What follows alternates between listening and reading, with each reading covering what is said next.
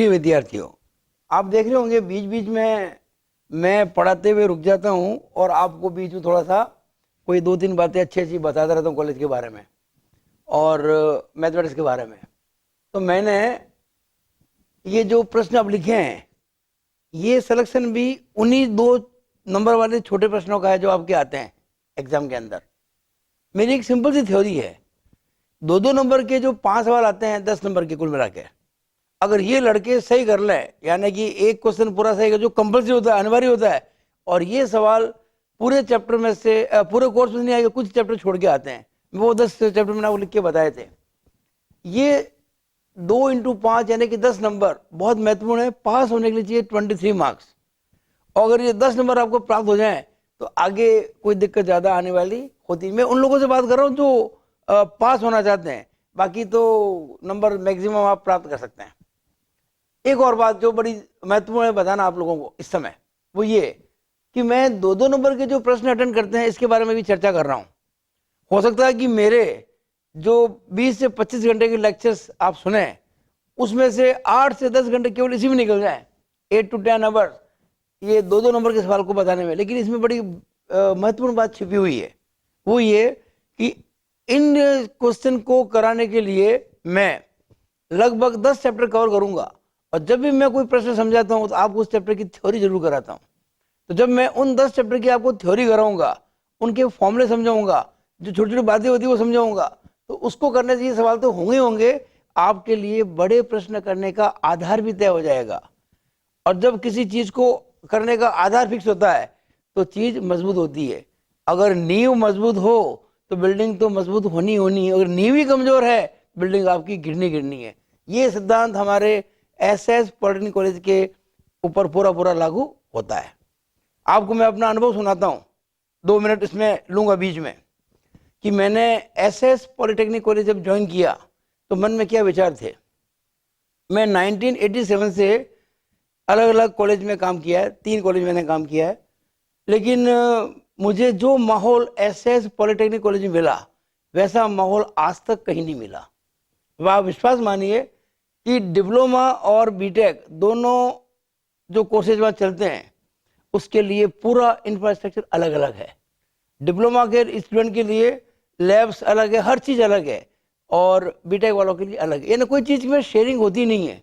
मैंने बहुत कम ऐसे कॉलेज देखे हैं जहाँ पर कि इस प्रकार की व्यवस्था होती है। और सबसे बड़ी बात क्या जो आपको मैं कहना चाहता हूँ, कि जो कॉलेज का मैनेजमेंट है वो लड़कों से इतना हिलमिल के रहता है, घुल-मिल के रहता है। मैंने देखे हैं कई कॉलेज के अंदर कि मैनेजमेंट कॉलेज की सूद लेता ही नहीं, उनको केवल मतलब फीस से होता है।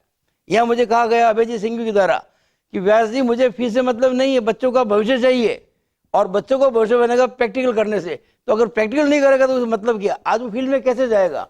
आप ये जानकर भी आपको आश्चर्य होगा कि मैंने जब कई बार देखा बच्चे अपना करीबन 800 बच्चे हॉस्टल में रहते हैं, और जब एक साथ खाना खाने के लिए बच्चे आते हैं मेस के अंदर, तो मैंने अभय जी सिंघवी को उनके साथ खाना खाते देखा। वो रेगुलरली बच्चों के साथ में शेयर करते हैं, वो डेली भोजन बच्चों के साथ ही करते हैं।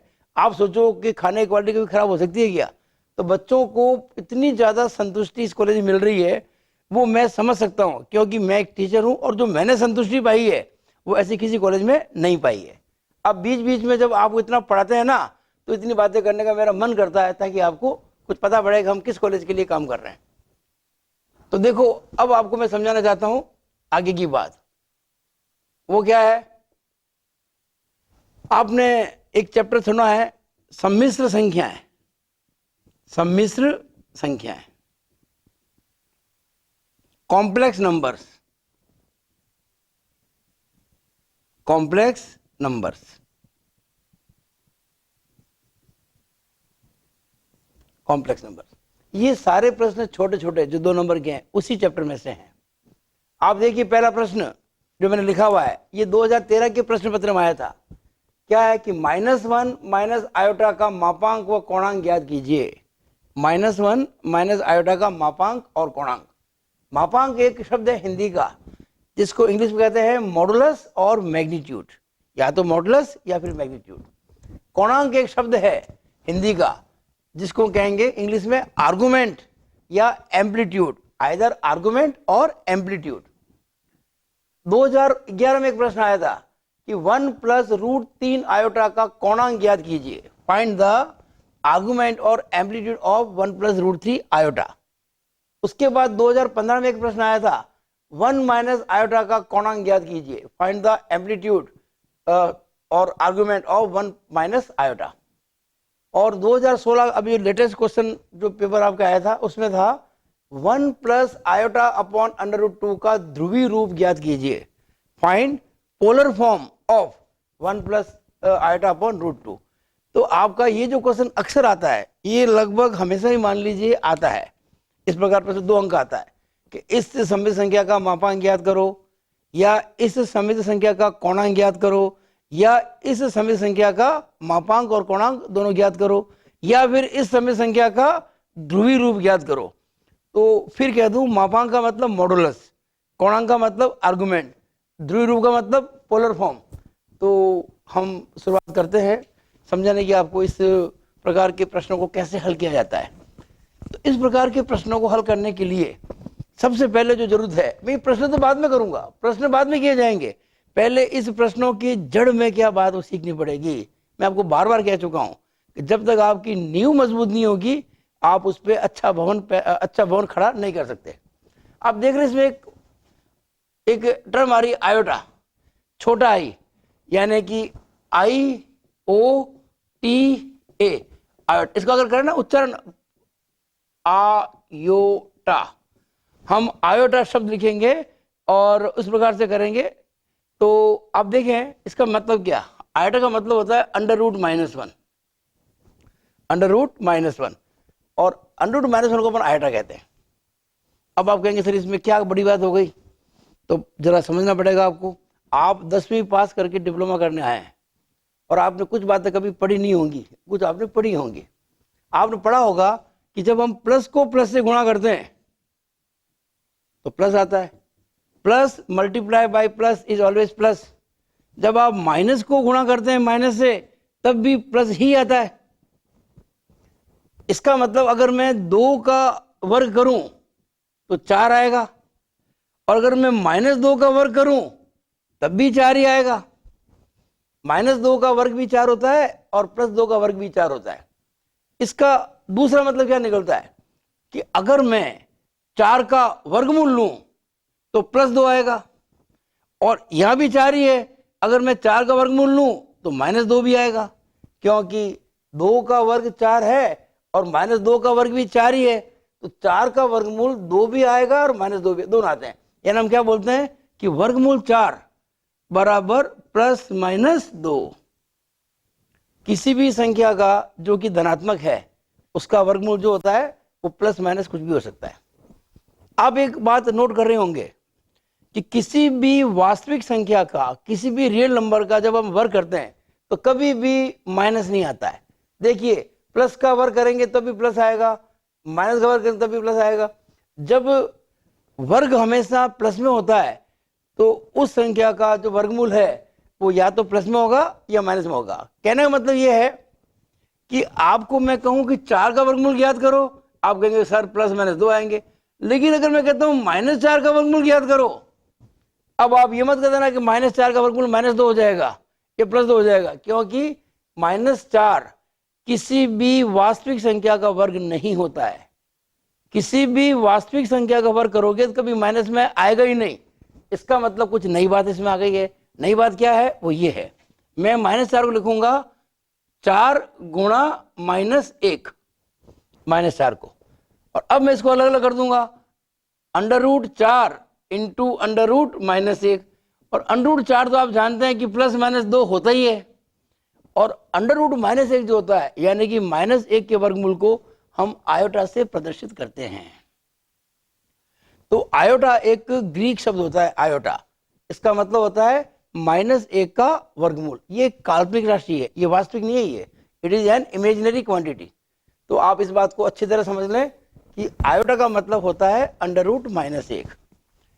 सम्मिश्र राशियां जो है ना, इसमें नाम आ रहा है सम्मिश्र, यानी मिश्रण है 2 प्रकार की राशियों का। कौन सी 2 प्रकार की राशियां, एक वास्तविक और एक काल्पनिक। तो काल्पनिक राशियों के अंतर्गत हम इसका प्रयोग करेंगे आयोटा का। इसका मतलब होता है √-1। अब आगे अगर देखें इसमें तो हम आयटा स्क्वायर देखेंगे, आयटा क्यूब देखेंगे, आयटा की पावर 4 देखेंगे। तो आयटा स्क्वायर क्या होता है? Under root -1 into under root -1, 2 बार लिख दिया, उसका मान हो जाएगा -1। जैसे कि अगर रूट एक्स को गुणा करें रूट एक्स से तो रूट एक्स स्क्वायर आएगा और ये एक्स होता है। वैसे root -1 into root -1 iota cube करें तो उसको आयटा स्क्वायर इंटू आयटा कह सकते हैं। आयटा स्क्वायर कितना आ रहा था अभी -1 और इंटू आयोटा, यानी कि -1 इंटू आयटा का मतलब माइनस आयटा। और आयटा स्क्वायर क्या हो जाएगा? आयटा स्क्वायर होता है आयटा स्क्वायर का होल स्क्वायर, आयटा स्क्वायर का होल स्क्वायर। आयटा स्क्वायर कितना होता है? -1 का स्क्वायर, ये हो जाएगा -1 इंटू -1 यानी कि +1। अब आप एक चेन समझ लें, एक कड़ी समझ लें कि सबसे पहले तो आयोटा, आयटा का मतलब अंडर रूट -1, फिर eta square -1, iota cube minus eta, eta की घात 4 1। ये आप अच्छी तरह समझ लें। मैं आपको केवल और केवल प्रश्न नहीं कराऊंगा, कुछ बातें आपको मैं समझाऊंगा। और अब इसको अपन यहीं रोक के बाद में इसको कंटिन्यू करेंगे और इसको अच्छी तरह समझें आप। तो हमने स्टूडेंट्स आपको समझाया था अभी तक कि आयोटा जो होता है वो अंडर रूट -1 का जो वर्गमूल होता है उसको अपन आयोटा से प्रदर्शित करते हैं। आयटा स्क्वायर का मान -1, आयटा क्यूब का मान माइनस आयटा और आयटा की पावर 4 का मान 1 होता है। तो इनको अपन काम में लेते हुए आगे कुछ प्रश्न हल कर पाएंगे। अब ये 4 प्रश्न आए हुए हैं। पहला -1 माइनस आयटा का मापांक और कोणांक ज्ञात करो। मापांक को इंग्लिश में कहते हैं मॉडुलस या मैग्नीट्यूड और कोणांक को कहते हैं आर्गुमेंट या एम्पलीट्यूड। इसी तरह से आपको 1 + √3 आयोटा का कोणांक ज्ञात करना है, ये 2011 में आया था। 1 माइनस आयोटा का कोणांक ज्ञात करना है, ये 2015 में आया था। और 1 + आयोटा अपॉन √2 का ध्रुवीय रूप ज्ञात करना है, पोलर फॉर्म। ये अपन सभी अभी करेंगे। पहले समझ लो कि क्या होता है। एक टर्म है z = x + iota y। z है एक सम्मिश्र राशि और x है उस सम्मिश्र राशि का वास्तविक भाग और y है इसका काल्पनिक भाग। x और y दोनों ही वास्तविक संख्या होती है। y को काल्पनिक भाग इसलिए कहते हैं कि इसका गुणा आयटा से हो रहा है। तो x इज रियल z, वास्तविक जो भाग है z का, और y जो है उसको बोलेंगे इमेजिनरी z, काल्पनिक भाग जो है z का। अगर इसको अपन 2 डायमेंशनल कोऑर्डिनेट ज्योमेट्री से शो करें तो अगर किसी बिंदु के निर्देशांक x y हो तो ये x और ये y, ये हो गए इसके कोऑर्डिनेट x y। अगर मैं इसको इससे मिलाऊं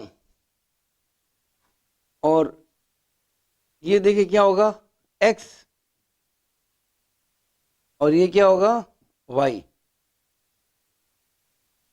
अगर हम इसको थीटा कहें और इसको r कहें तो आप देखें ध्यान से कि x/r क्या हो जाएगा cos थीटा एंड y/r क्या हो जाएगा sin थीटा, अर्थात x बराबर r cos theta and y बराबर r sin थीटा। अब ये जो x + आयटा y है, सम्मिश्र संख्या का जो प्रकटीकरण x + आयटा y, इसमें मैं x और y के मान रख देता हूं। तो z = x का मान कितना है r cos थीटा, तो r cos theta plus eta into y का मान क्या है r sin थीटा, अर्थात z बराबर r कॉमन ले लें तो cos theta plus iota sin theta. अब आप देखिएगा कि z का ये जो मान है x + आयटा y, इसको अपन कहते हैं कार्तीय रूप या कार्टेशियन फॉर्म। और ये जो दूसरा रूप है z का r × cos theta plus eta sin theta, इसको अपन कहते हैं z का पोलर फॉर्म या इसका ध्रुवीय रूप। इन दोनों रूप के अंदर मापांक क्या है और कोणांक क्या है उसको आप समझ लें। अब देखिए, आर का मतलब होता है मापांक और थीटा का मतलब होता है कोणांक। मापांक को इंग्लिश में लिखा है मॉडुलस या मैग्नीट्यूड और कोणांक को आर्गुमेंट या एम्पलीट्यूड। अभी मैंने आपको बताया था कि x बराबर आर कॉस थीटा और y बराबर आर साइन थीटा। अगर मैं इसको एक समीकरण कहूं, इसको दो समीकरण कहूं, और अब अगर मैं समीकरण एक का स्क्वायर करके इसमें दो का स्क्वायर जोड़ दूं तो क्या आएगा? x का स्क्वायर करेंगे, y का स्क्वायर करेंगे, इधर R square cos square theta और इधर R square sine square theta, R square common आ जाएगा और sine square theta plus cos square theta. हमने इसका वर्ग किया तो एक्स स्क्वायर बराबर R square cos square theta, फिर इसका वर्ग किया तो वाई स्क्वायर बराबर R square sine square theta, दोनों को जोड़ दिया तो X square plus Y square is equal to R square common आ गया और sine square theta plus cos square theta. इससे X square plus Y square का मान क्या आ गया? आर स्क्वायर, और इसका मान आप जानते हैं हमेशा एक होता है, sine square theta plus cos square theta का मान एक होता है। इसका मतलब आर स्क्वायर इंटू एक आर स्क्वायर बराबर x square plus Y square, या आर का मान क्या हो जाएगा? आर का मान हो जाएगा under root x square plus Y square. तो आपको पता होना चाहिए कि जो कोणांक, ये जो मापांक होता है इसका मान होता है under root x square plus Y square. अब हमको थीटा निकालना है, तो थीटा निकालने के लिए हम क्या करेंगे कि समीकरण दो में समीकरण एक का भाग लगाएंगे। अगर मैं दो के अंदर एक का भाग लगाऊं तो क्या हो जाएगा? इधर देखो y में x का भाग लग जाएगा और इधर r साइन थीटा में r cos थीटा का भाग लग जाएगा, r साइन थीटा बटा r cos थीटा, r से r कट जाएगा तो y upon x is equal to tan theta, यानी कि tan theta is equal to y upon x, और इससे आपको थीटा मिल जाएगा tan inverse y upon x.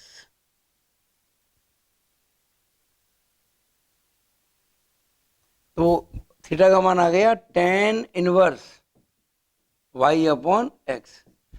इस तरह से अपन किसी भी सम्मिश्र राशि का मापांक और कोणांक दोनों ज्ञात कर सकते हैं, और ये दो रूप जो है वो कार्तीय रूप है और ध्रुवीय रूप है। अब हम इन प्रश्नों को करेंगे जो परीक्षा में आपके आए हुए हैं। तो फाइनल ये रहा कि z is equal to X plus iota Y और z is equal to R cos theta plus iota sine theta और r is equal to under root x square plus Y square और theta is equal to tan inverse y upon X. ये final चार सूत्र रहेंगे और इनसे अपन सारे काम करेंगे। अब जो थीटा का मान है वो फर्स्ट क्वाड्रेंट में हो सकता है, सेकंड में हो सकता है, थर्ड में हो सकता है या फोर्थ में हो सकता है। मान लो x जो आ रहा है आपका वो प्लस में आ रहा है, y जो आ रहा है वो भी प्लस में आ रहा है, तो x और y दोनों अगर प्लस में हो तो फर्स्ट क्वाड्रेंट में x भी प्लस में होता है और y भी प्लस में होता है, तो हमारा आंसर जो आएगा वो ये आ जाएगा theta. Theta should be in first quadrant when x and y both are positive। अगला केस देखो, अगर x नेगेटिव हो, अगर x का मान माइनस में आता है, y का मान प्लस में आता है, तो x माइनस किधर होता है? सेकंड में, क्योंकि इधर x प्लस होता है इधर x माइनस होता है, और y प्लस कब होता है? ऊपर की तरफ। ये सेकंड क्वाड्रेंट में x तो होता है माइनस और y होता है प्लस। अब कोई अगर मान लीजिए एंगल आता है थीटा, तो ये आएगा, और ये थीटा जो आएगा ये 90 से बड़ा होगा और 180 से छोटा होगा। तो ध्यान रखें, x अगर माइनस में और y प्लस में है तो थीटा का मान 180 से कम होगा और 90 से बड़ा होगा। तीसरा केस, अगर x भी माइनस में और y भी माइनस में, तो उस केस में ये माइनस और ये माइनस, थर्ड क्वाड्रेंट में, फर्स्ट सेकंड थर्ड क्वाड्रेंट में x और y दोनों माइनस में होते हैं। तो इस बार जो थीटा आएगा वो ये आएगा, यानी 180 से बड़ा लेकिन 270 से छोटा।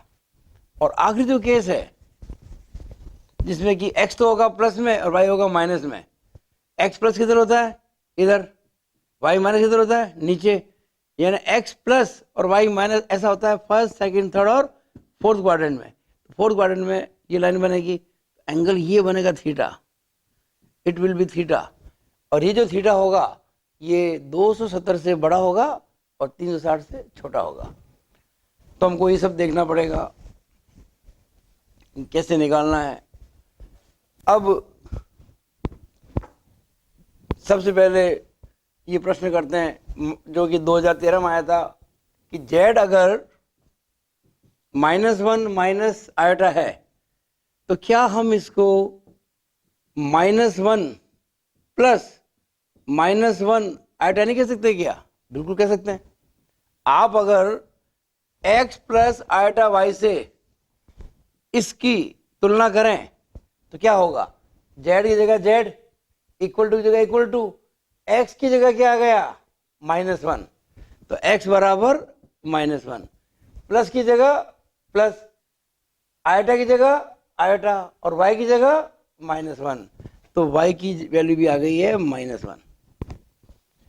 अब देखिए z के लिए क्या सूत्र बताया मैंने आपको, r के लिए, मापांक के लिए √x² + y², तो मापांक कितना हो जाएगा इसका, मापांक हो जाएगा √x² + y², यानी कि √-1 का स्क्वायर प्लस -1 का स्क्वायर, इसका मतलब √1 + 1 मतलब √2, तो मापांक आ गया √2। इसका उत्तर आ गया पहले का, हमारा जो पहला प्रश्न है पहले का, इसमें मापांक r आ गया √2। अब कोणांक निकालना है थीटा। देखिए x की वैल्यू आएगी माइनस में और y भी आएगी माइनस में, इसका मतलब कौन सा क्वाड्रेंट हुआ, फोर्थ, और फोर्थ क्वाड्रेंट मतलब उत्तर कितना आएगा थीटा का, 270 से ज्यादा। कैसे निकालेंगे, देखो आप इसको, x की वैल्यू है -1 और y की वैल्यू भी है -1। अगर हम इसको ऐसे करें, ये -1, x भी माइनस में, नहीं ये थर्ड में आएगा, x माइनस में और y माइनस में, तो थर्ड में आएगा, फोर्थ में नहीं आएगा, थर्ड में आएगा।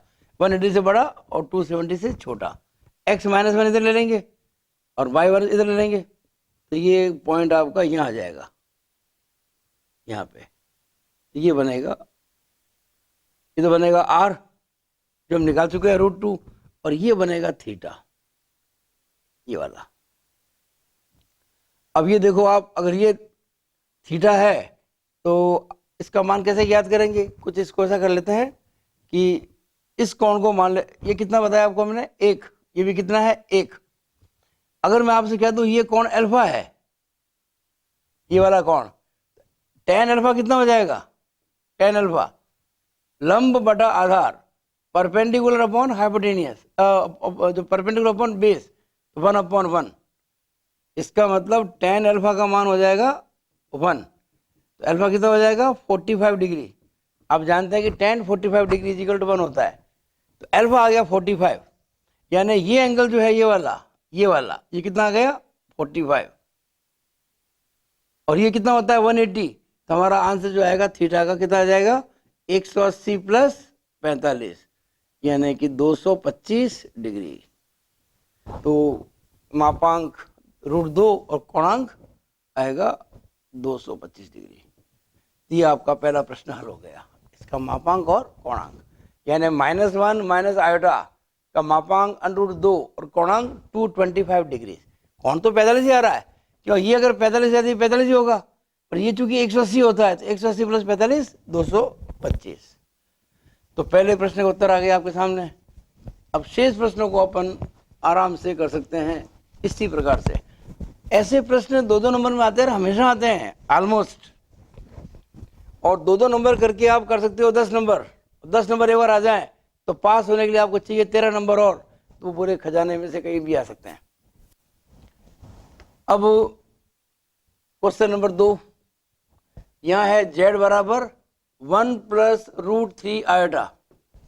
अब अगर तुलना करें किससे, z बराबर x प्लस आयोटा y से, तो तुलना करो क्या आ जाएगा, x की वैल्यू कितनी आ जाएगी 1 और y की कितनी आ जाएगी रूट 3, और r यानी मापांक क्या होता है under root x square plus Y square, यानी अंडर रूट 1 का स्क्वायर प्लस रूट 3 का स्क्वायर, यानी कि अंडर रूट 1 प्लस 3, अर्थात r बराबर अंडर रूट 4 यानी कि 2। तो मापांक आ गया इसका 2। क्वेश्चन जो 2 है इसका मापांक आ गया 2। अब ज्ञात करेंगे कोणांक। अब देखिए ध्यान से, x भी प्लस में है और y भी प्लस में है। जब x और y दोनों प्लस में होते हैं कौन सा क्वाड्रेंट होता है, फर्स्ट।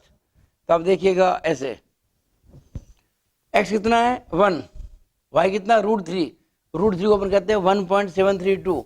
अगर मैं इसको 1 कहता हूं तो 1.732 करीब यहाँ आ जाएगा।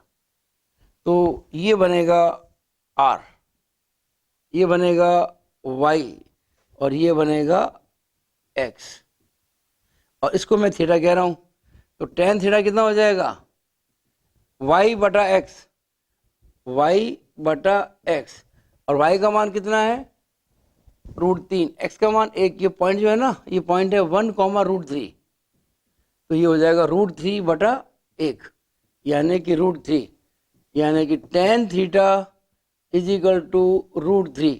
तो आप जानते हैं theta is equal to 60 degree.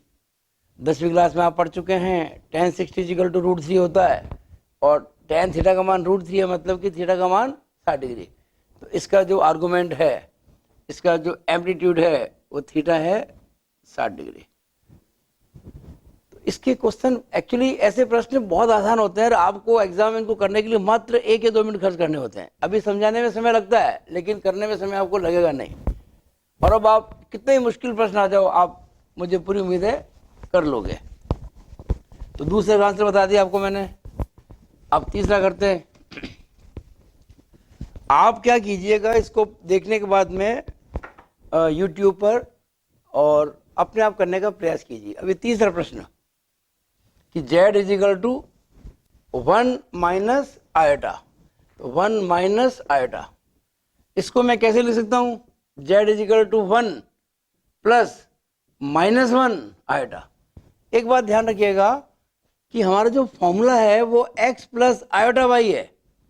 हमारे फॉर्मूले में कोई माइनस नहीं है, प्लस ही है। और अगर प्रश्न में माइनस आता है तो आपको पहले प्लस करके ब्रैकेट में माइनस करना पड़ेगा। अब आप जब तुलना करेंगे तो x की वैल्यू कितनी आ रही है 1 और y की वैल्यू कितनी आ रही है -1। बेसिकली y है क्या, y है आयोटा का गुणांक, यानी जिसका आयोटा से गुणा होता है उसको अपन y कहते हैं, और उसको अपन समित राशि का काल्पनिक भाग भी कहते हैं। तो x प्लस में आ गया और y माइनस में आ गया। r यानी कि मापांक, हमें क्या निकालना है, इसका कोणांक ही निकालना है। हम दोनों निकाल सकते हैं, क्या फर्क पड़ता है। मान लो r निकालना पड़ जाए आपको, तो अंडर रूट 1 स्क्वायर प्लस -1 का स्क्वायर, यानी अंडर रूट 1 प्लस 1 यानी कि अंडर रूट 2। तो r इज इक्वल टू आ गया रूट 2। पूछा तो नहीं था लेकिन हमने निकाल दिया। अब निकालेंगे कोणांक। x आ रहा प्लस में, y आ रहा माइनस में। देखो ध्यान से इस चीज को, x प्लस में होता है इधर, y माइनस में नीचे, यानी कि फोर्थ क्वाड्रेंट। x कितना है 1 और y कितना है -1, ये वाला बनेगा।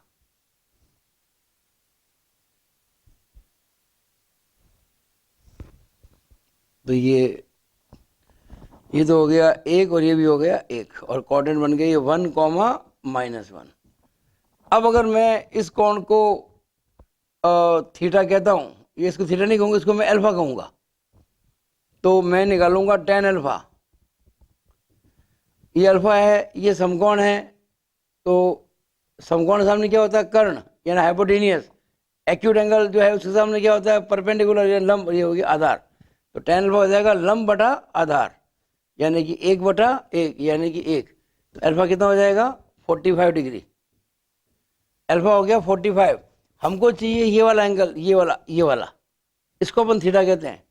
तो थीटा कितना हो जाएगा, अगर ये एंगल 45 है तो ये पूरा कितना हो जाएगा 360 में से 45 घटा दो, 360 - 45 या थीटा बराबर 315 डिग्री। तो इसका थीटा आ गया, यानी जो कोणांक आ गया वो आ गया 315 डिग्री। आपको कभी कभी क्या जो कहा जा सकता है कि उत्तर को निकालिए रेडियन में, आपको उत्तर को रेडियन में निकालने को भी कहा जा सकता है, तो निकाल सकते हैं। आपको पता है कि पाई रेडियन जो होता है, पाई रेडियन वो 180 डिग्री होता है। तो 315 जो डिग्री है कितना हो जाएगा? मैंने 315 डिग्री को कैसे बताया था आपको? 360 माइनस 45। अगर 180 को पाई कहते हैं, यानी 180 डिग्री को पाई रेडियन कहते हैं, तो 360 को कितना कहेंगे? 2 पाई। और अगर 180 को पाई कहते हैं तो 180 का चौथाई 45 होता है, एक चौथाई, तो पाई का चौथाई पाई बटा 4। अब 4 लेंगे एलसीएम तो हो जाएगा 8 पाई माइनस पाई, तो ये हो जाएगा 7 पाई बाई 4। इसका मतलब जो इसका थीटा हुआ 315 भी कह सकते हैं इसको, और 7 पाई बाई 4 रेडियन भी कह सकते हैं। अब इसका एक प्रश्न और बचा हुआ है, चौथा, और वो है कि आप इस सम्मिश्र संख्या का ध्रुवीय रूप पता करो। 1 प्लस आयोटा बटा अंडर रूट 2 का ध्रुवीय रूप, पोलर फॉर्म। पहले तो आप एक बात समझ लें, अगर आपको किसी भी सम्मिश्र संख्या का ध्रुवीय रूप ज्ञात करना है तो इसका मतलब आपको आर भी ज्ञात करना पड़ेगा और थीटा भी ज्ञात करना पड़ेगा। इसका मतलब आपको ध्रुवीय रूप ज्ञात करने के लिए मापांक और कोणांक दोनों ज्ञात करने पड़ेंगे। तो करते हैं ज्ञात।